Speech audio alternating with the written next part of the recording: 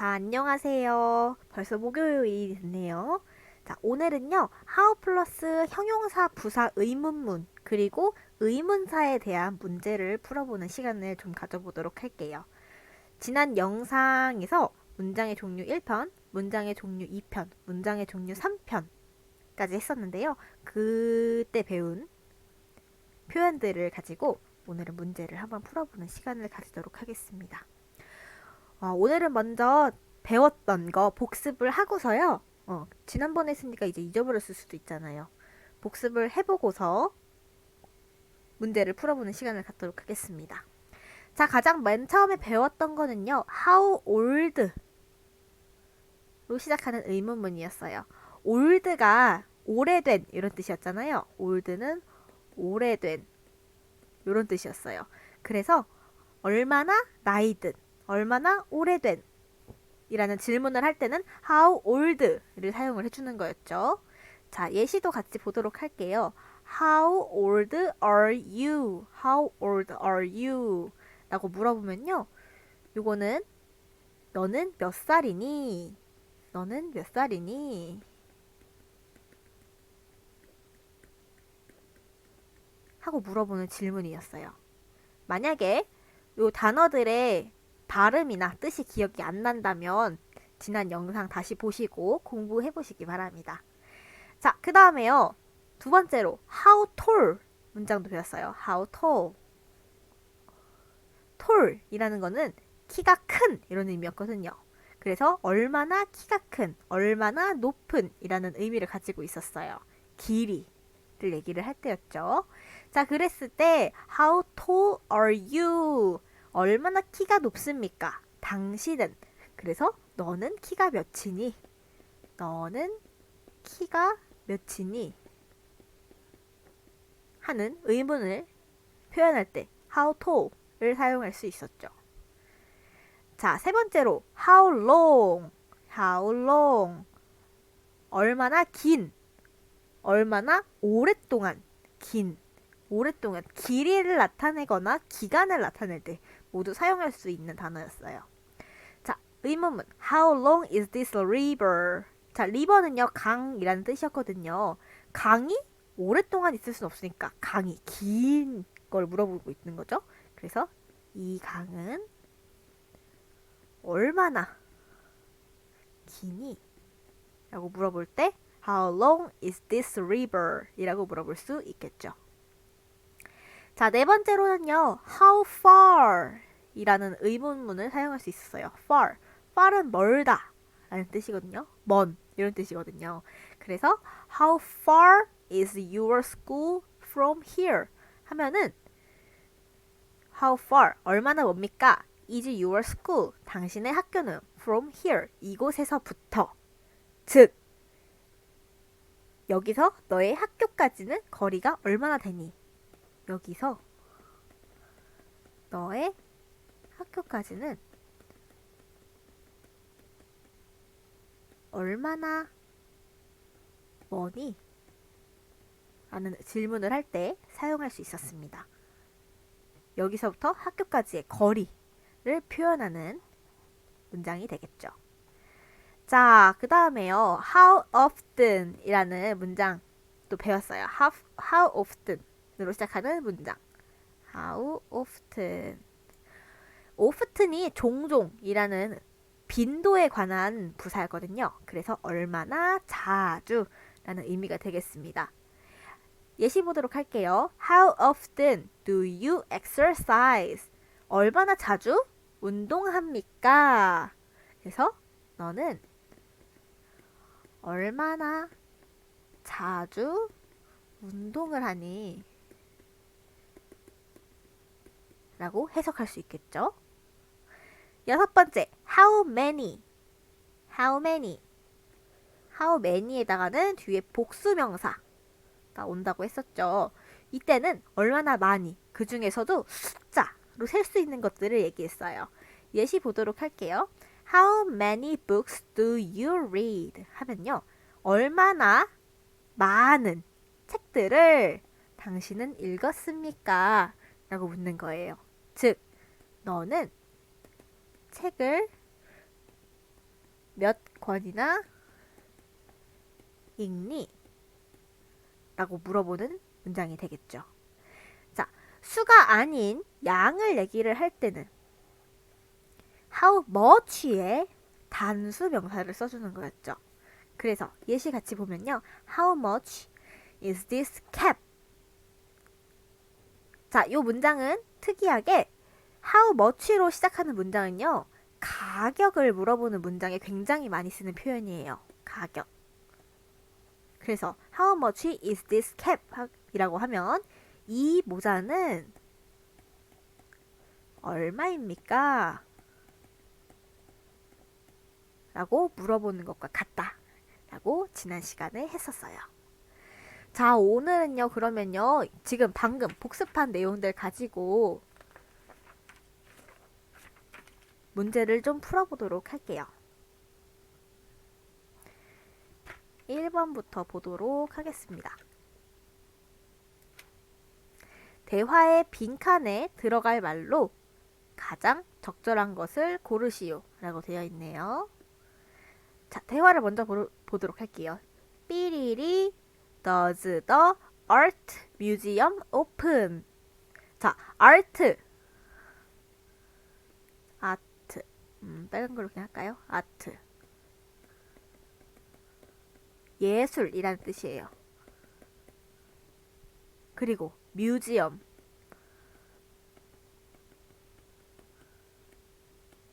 박물관이에요.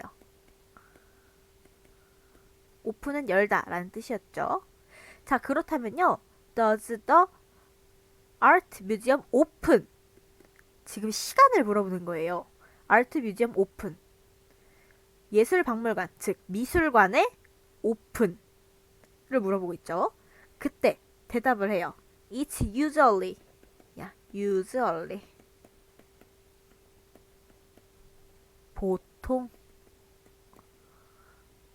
보통 오픈 연대요. at 10 a.m. 10시, 오전 10시에 오픈, 열어요, 보통.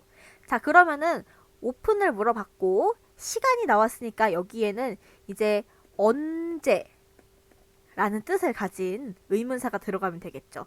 언제라는 뜻을 가진 의문사, 영어로 뭐였죠? 정답은 when이 되겠죠. when. 이거 다 배웠던 거예요. when, 언제 라는 뜻을 가진 의문사였습니다. 자, 2번도 보도록 할게요. 대화의 빈칸에 들어갈 말로 가장 알맞은 것을 골라주시면 됩니다. 삐리리 Do you live? Do you live? 당신은 살고 있습니까? 라고 물어보고 있죠. 그랬더니 답변이 I live in 서울. 당신은 살고 있습니까? 라고 물었더니 서울에 살고 있다 라고 답변을 해왔어요. 그럼 여기에 들어갈 말은 어디서가 되겠죠. 장소를 지금 물어보고 있으니까요. 장소를 물어보고 있으니까 장소로 답을 하겠죠. 그럼 어디서에 해당되는 의문사. 정답은 where. 어디서. where. 얘가 답이 되겠죠. 자, 이런 식으로 문제를 풀어주시면 돼요. 우리 다 배운 내용이라서요. 사실 답변만 보면 어느 정도 정답을 유추해 볼 수 있어요. 여기 B가 얘기하는 답변 있죠? 요거를 보면은 A에 들어갈 말도 유추할 수 있다. 자, 3번. 대화에 들어갈 말로 가장 적절한 것을 고르시오. 삐리리 Are you so late? 당신은 늦습니까? late. 늦은 이라는 표현이거든요. 늦은. 당신은 늦습니까? 라고 물어보고 있네요. 그럼 여기엔 뭐가 들어갈지 답변을 통해 살펴보도록 할게요. Because 왜냐하면 I got up 일어났대요. late 늦게 일어났대요. 아, 그러면은 당신은 늦었습니까? 라는 질문에 나는 늦게 일어났기 때문입니다. 라고 답변을 해준다면 여기에는 왜 늦었습니까? 라는 질문이 들어가는 게 마땅하겠죠. 그러면 왜? 라는 의문사. 정답은 1번 why가 되는 거죠. 잘 따라하고 계신가요? 혹시 안 된다면은 2번, 3번 들어보세요. 아니면은 도저히 안 되겠으면 이제 또 앞에 다른 강의 가서 내가 이런 걸 배웠었지 하고 복습하는 방법도 있을 거예요. 자, 4번 보도록 할게요. 얘는 주목이래요. 굉장히 얘가 뭐냐면요. 아까 나왔던 how 플러스 형용사 부사 의문문이거든요. 같이 보도록 하겠습니다. How 삐리리 is the post office from here? 이거 아까 봤던 건데 굉장히 비슷했어요. 아까는 어떻게 나왔었냐면요. How 삐리리 is your school from here? 이런 문장으로 나왔었거든요. 지금은 your school 대신에 the post office가 나와 있네요. 자, 그랬더니 답변은 It's about 5 km from here. 이곳에서 대략 5km 정도이다 라고 얘기가 나와 있죠. 5km 정도이다 라고 나와 있어요. 자, 그러면 여기 그리고 포스트 오피스 우체국 나왔으니까 둘 사이의 거리를 물어보는 거죠. 그러면은 얼마나 멀리 떨어진 이런 질문이 형용사나 부사가 들어가야 합니다. 자, 첫 번째는요. 이란 뜻을 가진 far. 그래서 1번이 정답이고요. 2번은 old, 오래된 이라는 뜻을 가졌고요. 세 번째는 many, 많은.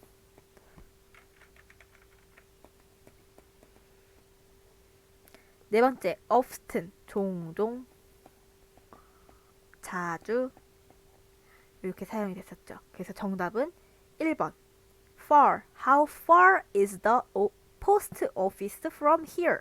이 되겠습니다. 자, 5번으로 넘어가 보도록 할게요.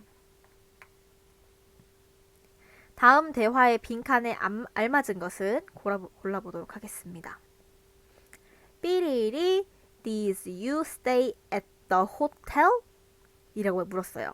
그때 답변은 for 2 weeks 라고 답변이 왔네요. 자, 요 표현 우리 배웠었어요. for 플러스 구체적인 기간이 나오면요. 뭐뭐 동안 이라는 뜻이었어요. 2 week, 2주 동안이 되는 거죠. 자, 2주 동안 머물 거래요.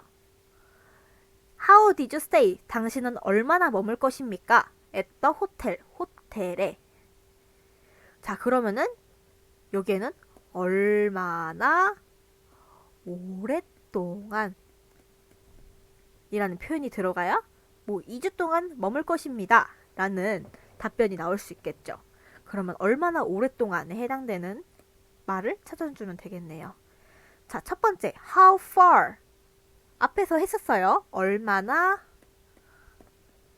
먼. 2번 how long 얼마나 긴 혹은 얼마나 오랫동안. 세 번째 how much 얼마나 많이. 네 번째 how often 얼마나 자주. 즉 정답은 2번이 된다는 것을 알 수 있습니다. 됐죠? 자, 6번 보도록 하겠습니다. 다음 대화의 빈칸에 들어갈 말로 가장 적절한 것은 How 삐리리 do you exercise? 자, 요거 앞에 나왔던 문장이랑 거의 똑같아요. 그랬더니 답변은 3 times a week 라고 답변이 왔네요. 자, 요 표현도 우리 배웠던 표현 중에 하나입니다. 3 times a week. 자, 3 times 하면요. 3번이었어요. week 하면은 일주일에 3번 한대요. 그러면은 여기에는 빈도, 얼마나 자주 했는가, 에 대한 표현이 들어가야겠죠. 자주에 대한, 빈도에 대한 표현 골라주면 되겠습니다. 1번부터 볼게요. How tall. 얘는 키가 큰이죠. 그 다음에 2번 old. 얘는 오래된.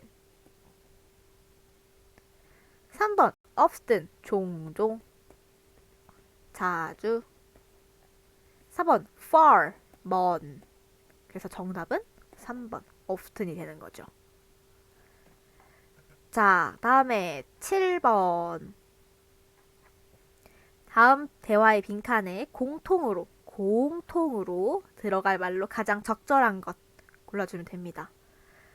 삐리리 often do you go swimming? 그랬더니 답변은 once a week. 일주일에 한 번. 자, 일주일에 한 번이란 답변이 오려면 여기부터 여기까지 often까지가 빈도에 관한 질문이어야겠어요. 그쵸? 자, 근데 우리가 often이랑 조합이 될 수 있는 거를 딱 하나밖에 안 배웠죠. 정답은 how. 1번이 정답입니다. 밑에 거를 보지 않아도 위에 걸로 바로 알 수 있죠. 자, 그래도 우리는 배우는 입장이니까 밑에 것도 같이 살펴보도록 할게요. 얘는 how를 애초에 넣어서 해볼까요? How do you go to the swimming pool? 당신은 어떻게 갑니까? How do you go? 당신은 어떻게 갑니까? 어디에 갈 건데요? To the swimming pool. 수영장.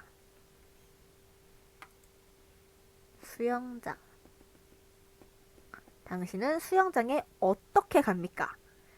방법은 by bus. 버스를 타고 갑니다. 그 정답은 how가 되겠습니다. 8번. 대화의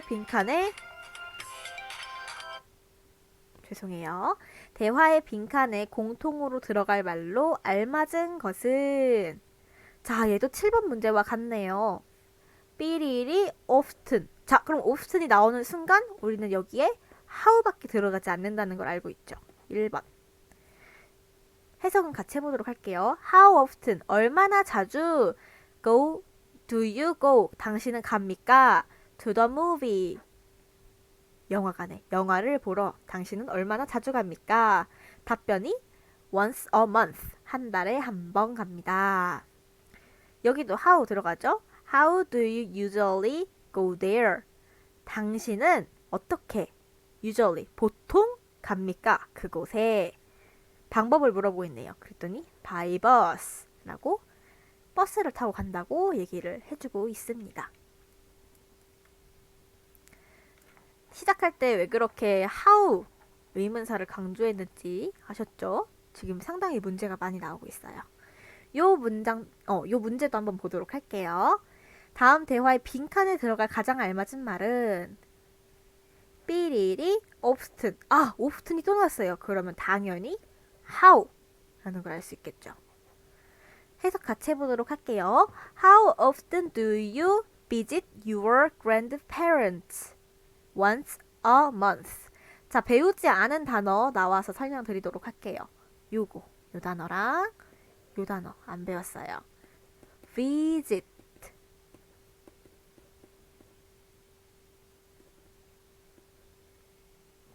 방문하다.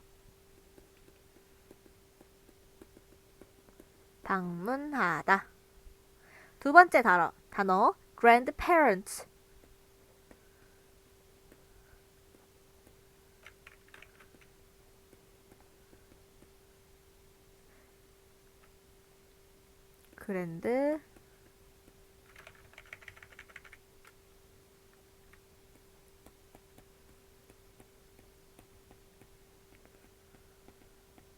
grandparents. 조부모님. 되겠습니다. 자, 그랜드 페런트라는 단어 잠깐만 살펴볼게요. 페런트, 이 뒷단어 있죠? 이렇게 끊어 읽으면 돼요. 페런트라는 단어는요, 원래가 부모님이에요.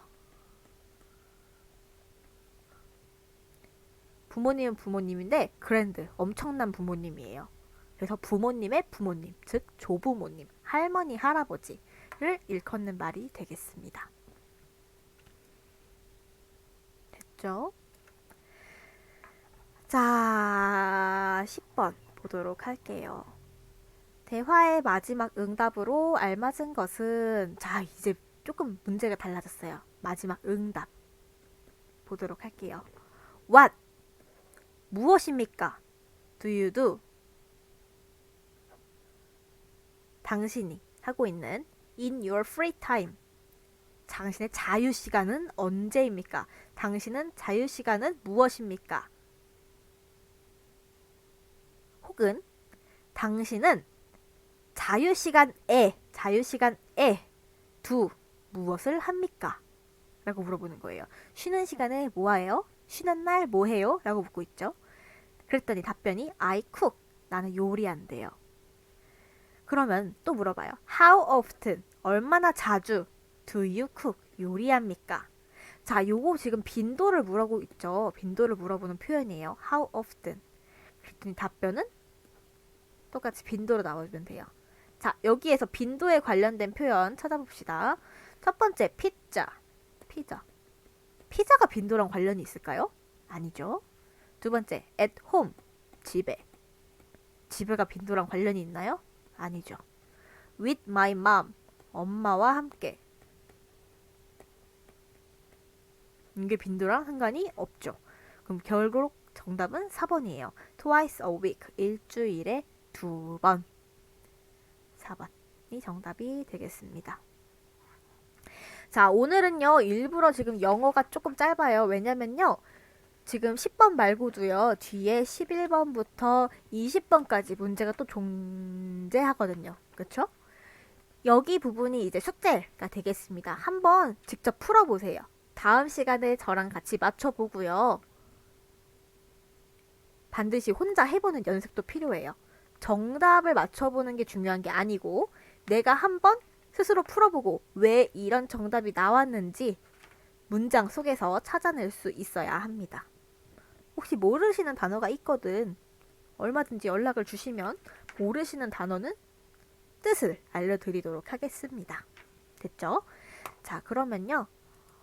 오늘 외워야 하는 단어 10개 같이 보고 과학 시간으로 가도록 할게요. 자, 첫 번째 단어 bring. 가져오다, 데려오다. 가져오다, 데려오다. bring. 두 번째 call. 이름을 지어주다, 뭐뭐라고 부르다. 세 번째 cancel. 취소하다. 네 번째 chance. 가능성, 기회. 다섯 번째 change. 변하다, 바꾸다 라는 뜻입니다. 자, 다시 오늘 단어 5개. bring. 가져오다, 데려오다.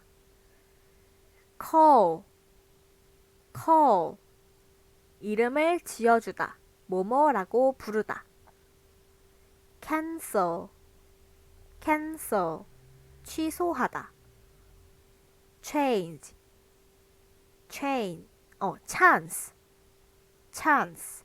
가능성, 기회. change. 변하다, 바꾸다. 5개 단어 꼭 외우시길 바랍니다. 자, 2교시 시작하도록 하겠습니다. 일단 지난번에요. 제가 지난주에 과학 숙제 10문제 풀어오는 숙제를 냈었어요. 그거 같이 풀이하고 넘어가도록 하겠습니다. 1번. 생물을 이루는 기본 단위는 땡땡이다. 잘 아실 것 같아요. 생물 이루는 기본 단위는 세포라고 했었죠. 세포이다. 2번. 모양과 기능이 같은 세포들의 모임을 땡땡이라고 한다. 세포의 모임. 우리 그 식물의 구성 단계, 동물의 구성 단계에서요. 세포, 조직, 기관, 개체 이렇게 순서였었죠. 그 중에서 식물은 조직계가 있었고 동물은 기관계가 존재한다라고서 했었어요. 자, 그래도 누가 조직계가 있건 기관계가 있건 상관없이 세포들의 모임이면은 세포 바로 다음 단계 조직이 되겠죠. 모양과 기능이 같은 세포들의 모임을 조직이라고 한다라고 지난 시간에 배웠습니다. 3번. 동물의 구성 단계에는 없고 식물의 구성 단계에서만 볼 수 있는 단계. 자, 여기 써 있어요. 동물에는 없고 동물에는 없어요. 식물에는 있어요. 그러면 정답은 조직계. 제가 미리 답을 다 써놓은 것 같네요. 어쩌다 보니까. 4번. 여러 기관 또는 기관계가 모여 이루어진 완전한 생물체.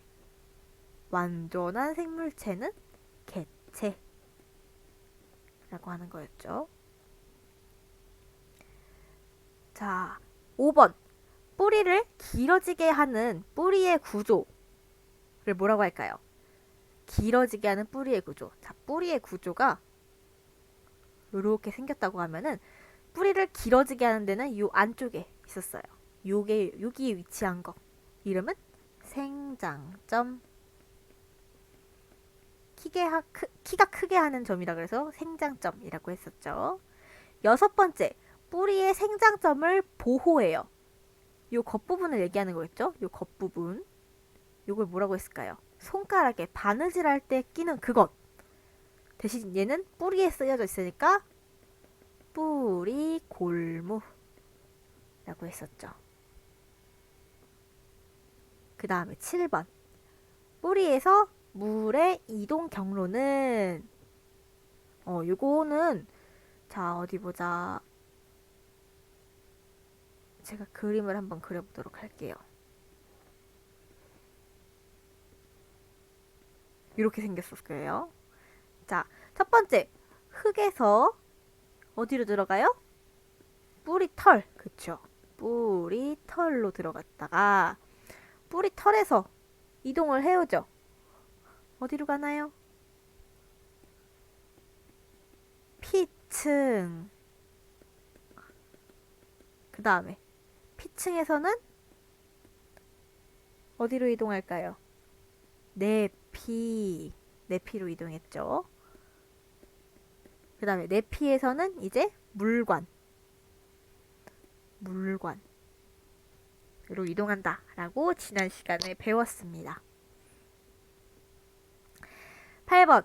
관다발의 바깥쪽에 위치한, 자, 요게 지금 관다발이에요. 요거 관다발의 바깥쪽, 여기에 해당되네요. 바깥쪽에 위치한 유기양분의 이동 통로. 자, 안쪽은 물관이었고 바깥쪽은 그러면 체관. 체관은 유기양분이 이동한다 라고 지난 시간에 배웠어요. 자, 그럼 유기양분이 체관이면 무기양분은 체관보다 안쪽에 위치한 물관이 되겠죠. 9번 답은 그래서 물관이고요. 자, 마지막 10번. 줄기의 기능 4가지. 우리 기능 4가지 배웠었는데요. 같이 한번 쓰면서 해보도록 할까요? 우선 첫 번째. 지지작용. 넘어지지 않도록 딱 지탱하고 서 있는다 라고 했었죠. 두 번째. 저장작용. 줄기에 저장을 하는 식물들이 있었어요. 예를 들어서 감자. 여기에 해당이 됐었죠. 세 번째, 운반작용. 식물이 만약에 이렇게 있으면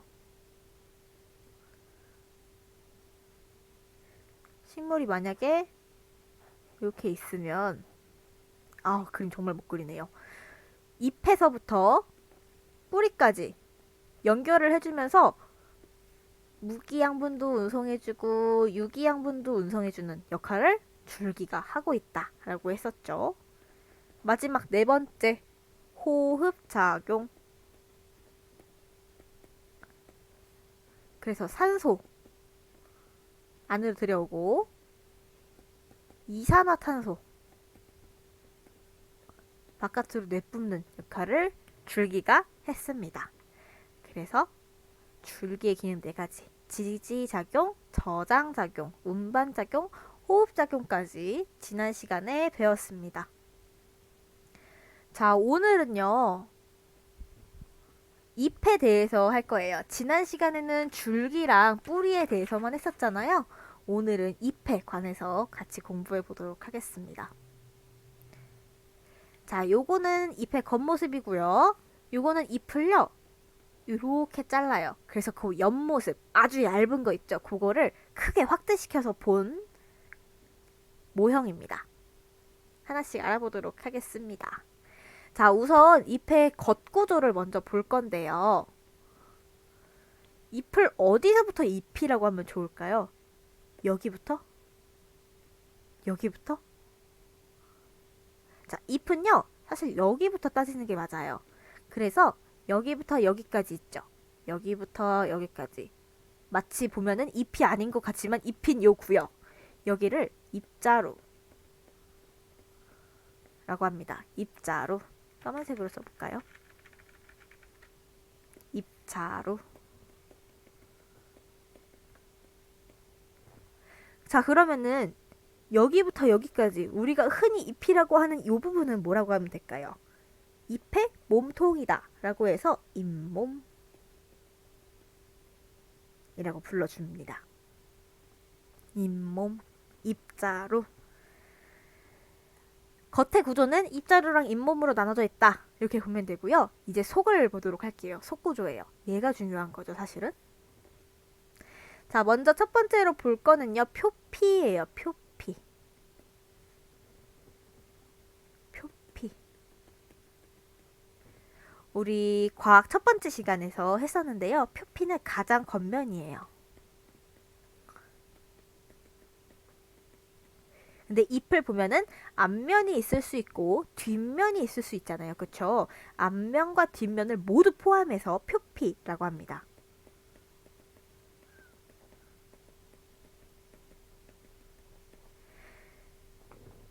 그래서 요 세포, 요만큼, 요 세포 하나를 표피세포라고 하는 거죠. 자, 표피에서 좀 특이적인 구조를 가진 녀석이 하나 있어요. 여기 보이세요?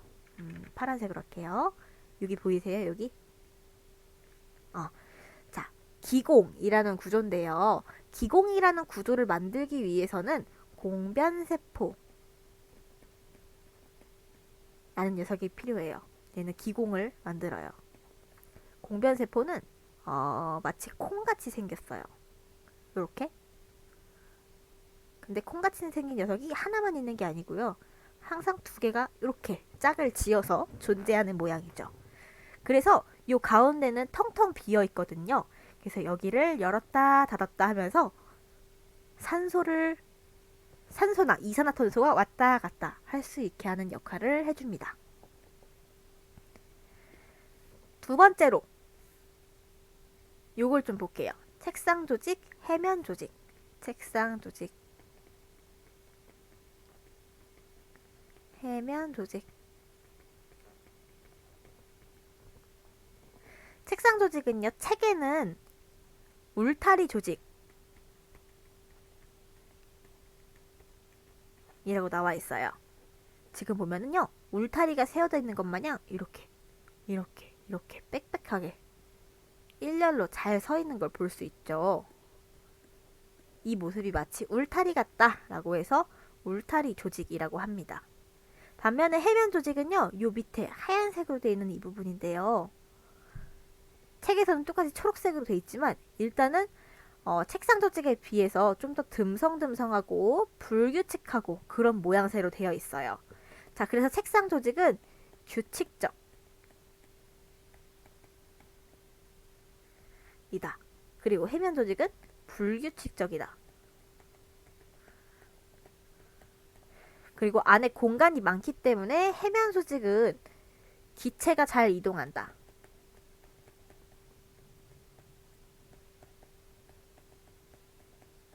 반면에 책상 조직은 빽빽하고 안에 엽록체가 굉장히 많이 들어있기 때문에 광합성이 잘 일어난다.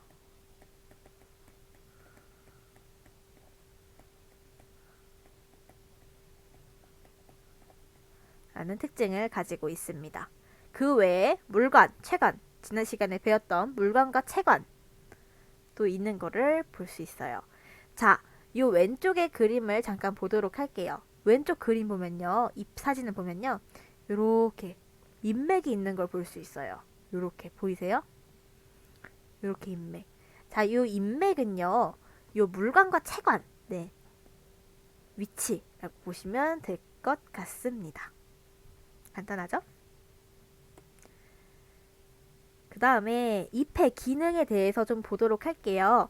잎의 기능은요, 증산작용, 광합성, 호흡작용 총 3가지로 나눌 수 있어요. 우선 첫 번째 증산작용은요, 기공을 통해서 식물체 내에 물을 내보내는 역할을 말해요.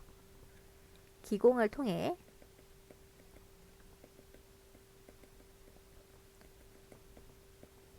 식물체 내의 물을 내보낸다. 내보내는 역할을 해요. 들여오는 거 말고 내보내는 역할을 해줍니다. 두 번째, 광합성이에요. 이거 잘 알고 계실 것 같은데요. 엽록체에서 뭘 이용해서? 광이니까 빛을 이용해서 뭐를 합성하냐면요, 유기양분, 특히 포도당 합성합니다.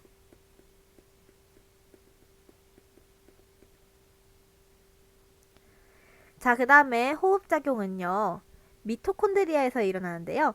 호흡작용은 미토콘드리아에서 일어나는 작용보다는요, 일단은 잎 자체에서는 산소와 이산화탄소를 교환하는 역할이라고 작성을 해줄게요. 산소와 이산화탄소를 교환한다. 교환하는 역할을 해줍니다. 오늘은 그 중에서도요, 증산작용. 첫 번째 여기 증산작용 있죠? 요거에 대해서 살펴보도록 할게요.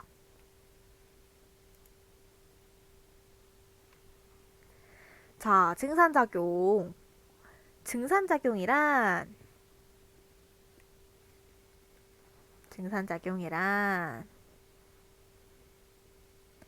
잎의 기공을 통해서 식물체 내에 물이 수증기 형태로 배출되는 현상을 증산작용이라고 말을 합니다. 어떤 건지 같이 살펴볼게요. 자, 우선 왼쪽 그림을 보면요, 요 녀석이 이제 공변세포예요. 여기 공변세포 하나, 여기 공변세포 두 개가 만나서 기공을 만드는 거죠. 자, 공변세포가요, 빵빵하게 부풀어 오르면 가운데가 벌어져요. 자, 얘는 공변세포가 팽창 했을 때예요. 공변세포가 팽창이 되면은 가운데가 기공이 열려요. 그리고 공변세포가 반대로 줄어들어요. 수축해요. 그러면 기공은 닫혀요. 지금 기공이 안 보이죠? 구멍이 안 보이죠? 그래서 기공이 닫힌다 라고 얘기를 할 수 있어요. 즉, 기공은 공변세포에 의해 움직이는 거죠. 공변세포에 의해서 기공이 달라지게 되고, 기공이 열리면 물이 바깥으로 빠져나갈 수 있고, 기공이 닫히면 구멍이 없으니까 바깥으로 물이 못 빠져나가는 거죠. 즉, 기공이 증산작용을 조절한다 라고 말을 할 수 있는 겁니다. 요 오른쪽에 있는 내용이 그거예요. 공변세포의 팽창과 수축에 의해 조절된다.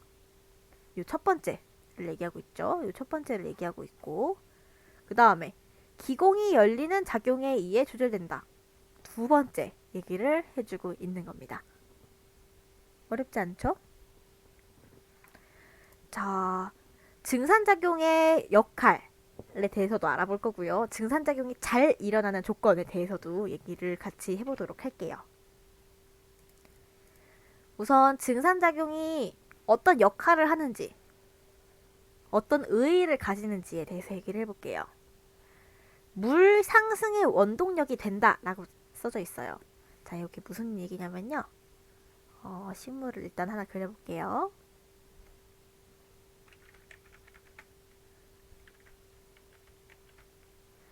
어떻게 그릴 거냐면요.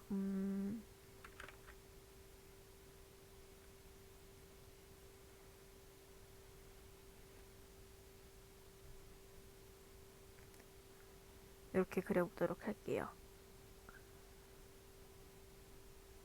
이렇게 그려보도록 하겠습니다.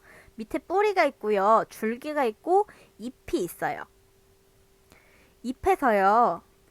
바깥으로 물을 내보낸다 라고 방금 전에 기공하면서 배웠죠. 근데 얘가 나오게 되면요. 잎에는 물이 없어져요. 그쵸? 잎에 있던 물이 빠져나가니까 잎은 말라버리게 되겠죠. 근데 잎이 마른다 라고 하면은 잎이 죽어버리는 게 되잖아요. 결과적으로 줄기에서 물을 끌어오게 돼요. 물이 먼저 빠져나가게 되면은 줄기에서 물을 끌어와요. 그러면은 줄기에서 물을 빨아들이면 이번엔 줄기에 물이 없는 거죠. 그러면은 다시 줄기를 살리기 위해서 뿌리에서 물을 가져오게 돼요. 그쵸? 그럼 뿌리가 또 없으니까 흙에서 다시 뿌리로 물을 가져오게 되죠. 결과적으로 뿌리부터 잎까지 점점 물이 올라가는 모습을 볼 수 있어요. 물이 빠져나감으로써 뿌리부터 잎까지 다시 물이 쭉 채워지기 위해서 물이 올라가는 물 상승을 만들 수 있는 거죠. 요거를 물 상승의 원동력이라고 표현을 한 겁니다. 두 번째, 식물체 온도 조절. 요거는 사람과 같아요. 사람은 체온을 조절하기 위해서 땀을 몸에서 배출을 하는 거죠. 마찬가지로 식물체도 너무 덥거나 그럴 때 그러면은 물을 내보내서 주변을 시원하게 만들어주는 역할을 하는 거예요. 세 번째, 수분량 조절. 물이 빠져나가니까 당연히 물이 너무 많으면은 물을 줄이는 역할을 하고, 기공을 오히려 닫으면 수분량을 딱 가운데 보존시켜주는 역할도 하겠죠. 네 번째, 체내 무기양분의 농축. 자, 빠져나갈 때요. 물이 빠져나갈 때 오로지 물만 빠져나가잖아요. 같이 흡수됐던 물과 무기양분이 같이 흡수됐는데 빠져나가는 거는 물만 빠져나가요. 즉, 무기양분은 계속 쌓이고 있는 거죠. 농축되고 있다. 그래서 증산작용은 총 4가지 역할을 합니다. 물 상승의 원동력, 식물체 온도 조절, 수분량 조절, 체내 무기양분의 농축, 총 4가지 역할을 한다 라고 알아두시기 바랍니다. 자, 그 다음에요. 오른쪽 증산작용이 잘 일어나는 조건, 요거는요, 어떤 걸 생각하시냐면 되냐면요, 빨래가 잘 마르는 조건 생각하시면 돼요. 첫 번째부터 알아보도록 할게요. 첫 번째, 햇빛이 강할 때. 빨래가 햇빛이 강할 때 잘 마를까요? 햇빛이 약할 때 잘 마를까요? 햇빛이 강할 때 바짝 마르죠. 그쵸? 햇빛이 강할 때 증산작용도 잘 일어나게 됩니다. 두 번째, 온도가 높을 높을 때 잘 일어날까요? 온도가 낮을 때 잘 일어날까요? 온도가 높을 때. 뜨거우니까 더 금방금방 날아갈 거 아니에요. 그래서 온도가 높을 때.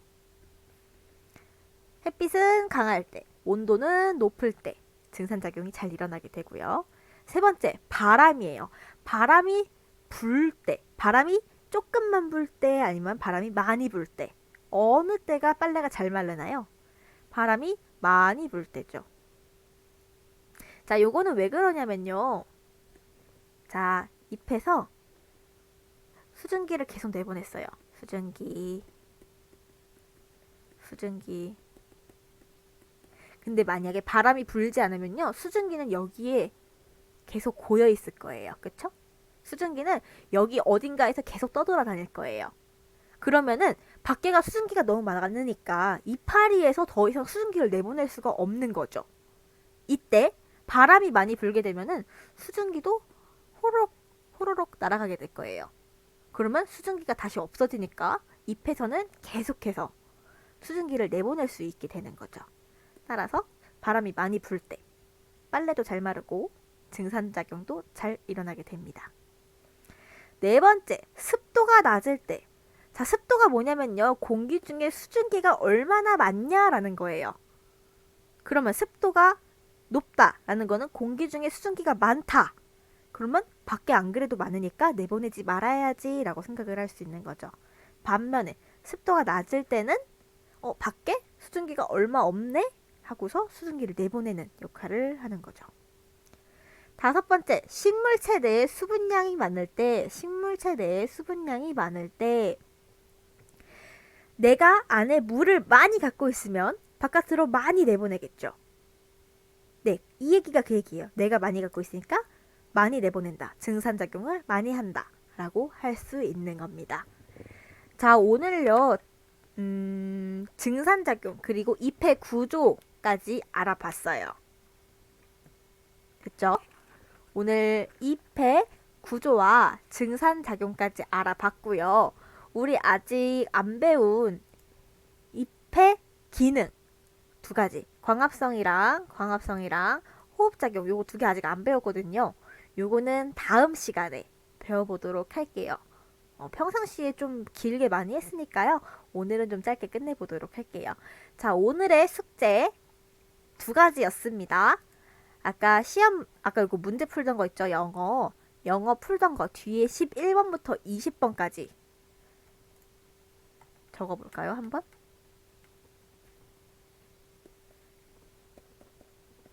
오늘의 숙제 첫 번째.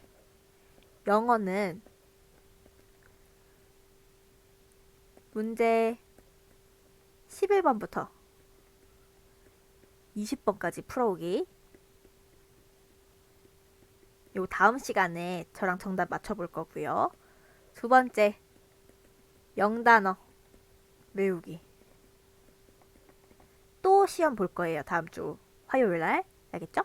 오늘의 숙제 요 두 가지 꼭 해오시길 바라면서 오늘은 여기까지 수업 마치도록 할게요.